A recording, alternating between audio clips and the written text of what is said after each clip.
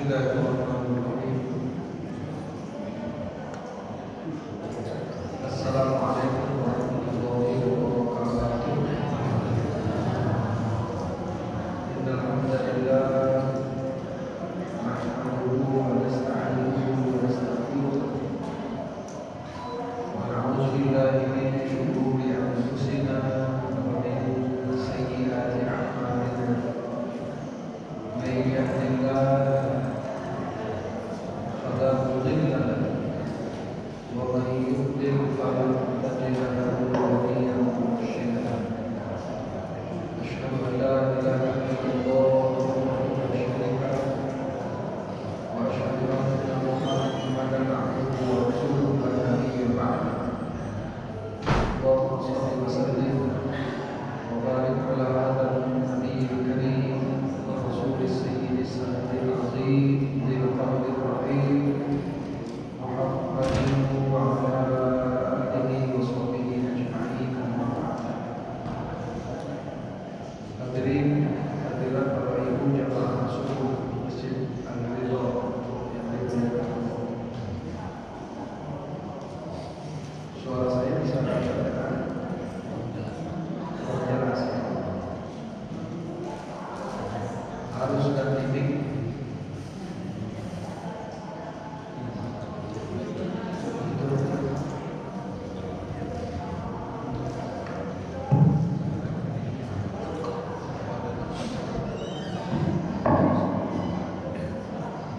Tes satu. Kalau ini dekat, enggak ya? Oke. Baik, Bapak Ibu jamaah subuh yang berbahagia, pada pertemuan bulan yang lalu kita membicarakan tentang pengantar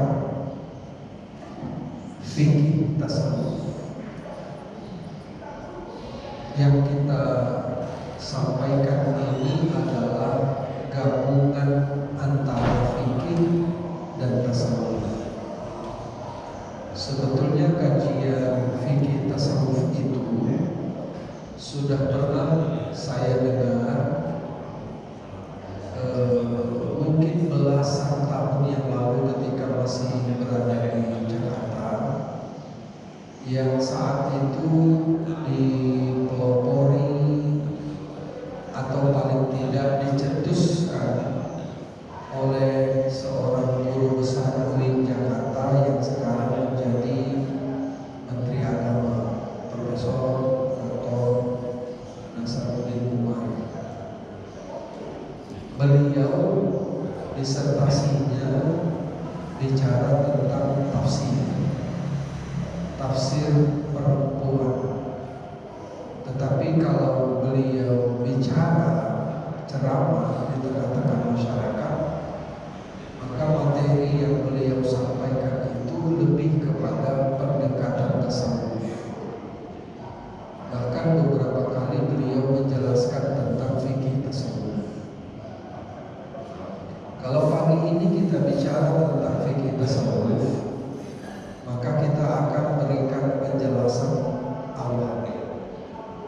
Kita tahu bahwa fikih itu adalah ketentuan-ketentuan yang mengatur perihal kehidupan.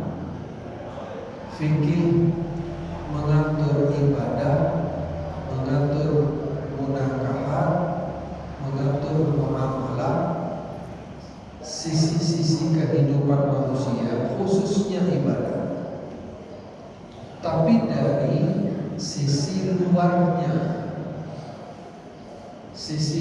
yang saya maksud itu adalah kalau orang melakukan sholat, sisi luarnya itu adalah gerakannya, sisi luarnya adalah bacaannya. Kalau orang melakukan puasa, maka sisi luar puasa itu adalah tidak makan, tidak minum. Bagaimana dengan sisi dalamnya? fikih seringkali tidak mengkaji secara mendalam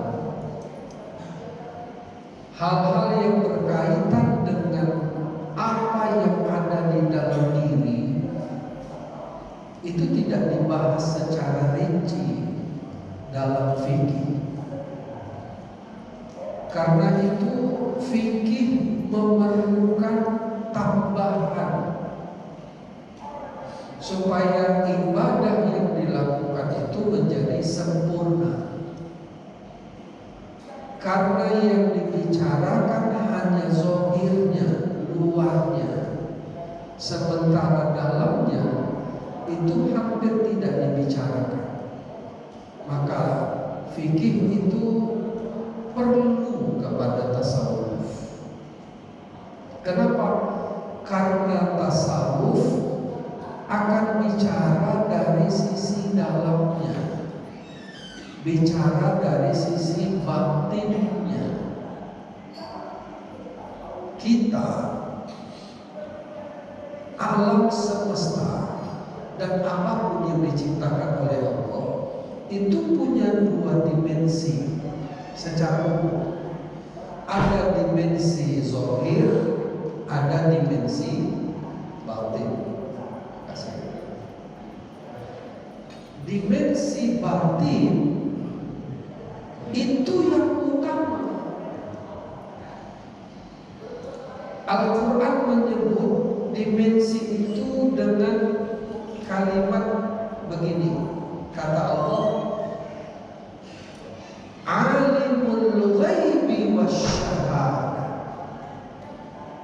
Allah itu alim, maha mengetahui apa al-ghaib, asy-syahadah. Ghaib itu adalah dimensi batin, sementara syahadah itu adalah dimensi zahir. Alamul ghaib yang mana? Kata Ibnul Arabi, alamul ghaib itu alam yang tinggi, alam roh, alam malaikat, alamnya Tuhan. Itu alam yang tinggi, alamnya bersih, suci, tidak terkotori dengan apapun. Sementara asy-syahadah, alam syahadah, alam nyata, ini yang kita lihat. Termasuk badan kita ini disebut dengan alam syahadah. Kalau kita belajar filsafat, alam syahadah ini itu adalah pancaran, gambaran, pantulan dari alamul ghaib. Saya kasih contoh supaya jelas. Kalau orang menikah, setelah sebulan, 2 bulan, mungkin setahun, 2 tahun, apa yang ada dalam benak mereka? Apakah mereka hanya ingin tetap berdua sampai tua? Tidak. Yang ada di benak mereka adalah mereka punya anak, keturunan. Apakah itu ada dalam gambaran pikiran mereka? Ada. Jadi awal lahirnya anak itu bermula dari pikiran. Mereka punya gambaran dulu bahwa nanti mereka akan punya anak, berharap punya anak. Yang berharap gambaran itu ide namanya. Itu namanya alam ghaib. Mana bisa disentuh? Di kepala kita sentuhlah. Pikiran kita ini itu termasuk alam ghaib.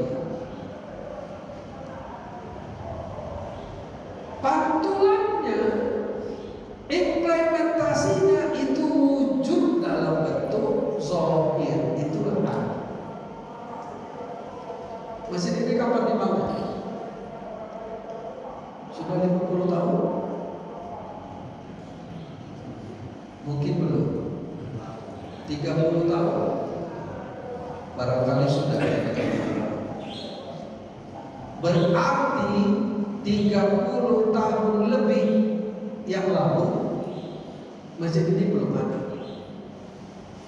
Tapi sebelum masjid ini ada, adakah masjid ini dalam kepala-kepala pengurus-pengurus, orang-orang, ulama-ulama masyarakat di sini?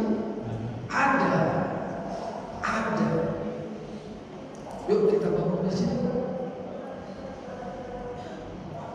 Paling tidak kita bisa sholat berjamaah bersama di sini. Ide itulah yang tidak bisa disentuh, itulah alam ghaib.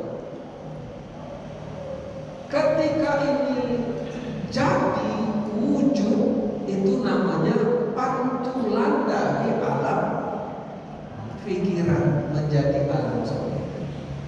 Itu gambaran. Itu gambaran. Kita secara batin sudah ada nggak sebelum badan ini ada?